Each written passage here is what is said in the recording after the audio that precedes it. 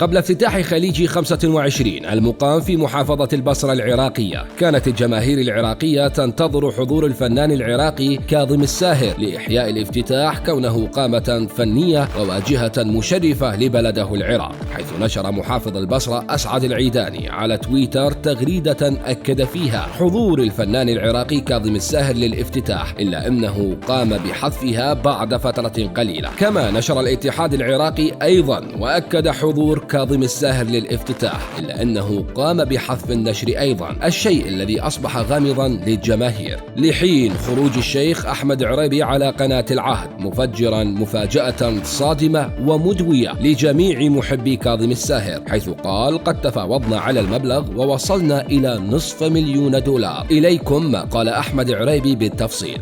وانت كنت حاضر بها، انا اعرف انت تملك كواليسها. ارتكب خطأ كبير جدا لعدم مجيء العراق. يعني انت لو تشوفها، يعني شارك في كأس العالم، شارك في افتتاحيات كثير من البطولات، كلنا نتمنى ان يكون متواجد، واللي راده سويناه له. يعني كان التليفون بيني مع السيد المحافظ ومعاه شخصيا، يعني هو طلب مبلغ $500,000. يعني فعلا طلب مبلغ 100%. $500,000. في البدايه المحافظ ما كان وافق على المبلغ، طلب 250. بالاخير وافق السيد المحافظ، قال له $500,000 توكل على الله تعالى. زين. فالرجل يعني مهما يكون، مهما توصل، بس مو بالعجرفه والكبرياء. فقال: انا ورا انا انام واقعد ورا الساعه 12:30 بالليل، يلا اطل القرار النهائي. بعد هذا التصريح امتلأ الشارع العراقي غضبا على الفنان كاظم الساهر، حيث سادت على صورته الجشع والطمع والاستغلال وعدم وطنيته وحبه للعراق. لكن الفنان كاظم الساهر حسم الأمر بعد تسجيل صوتي ينفي فيه كل ما ذكر، وقال: لم أتلقى إلا اتصال واحد من المحافظ لمدير أعمالي، واعتذرت منه بطريقة جميلة، وكان المحافظ شخصية جميلة وقدر الظرف الذي نحن فيه، وقلنا له في المرة القادمة إن شاء الله. إليكم التسجيل الصوتي الخاص بالفنان العراقي كاظم الساهر.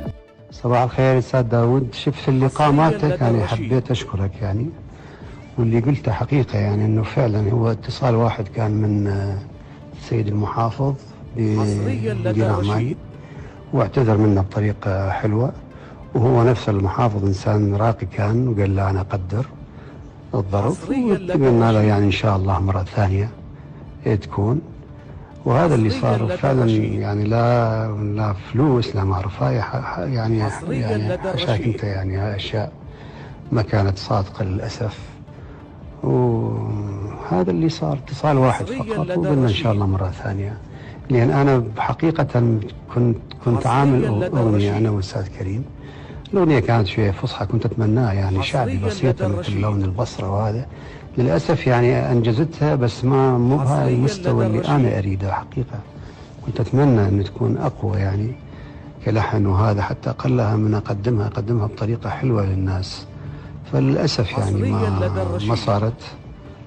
كنت أبدأ أسويها أي مفاجأة أي يوم أروح، يعني ما يحتاج إنه حد بس دعوة أو هذا بلدي يعني. يلا المهم المنتخب يغلب، الناس متونسين وتنظيم رائع الحمد لله.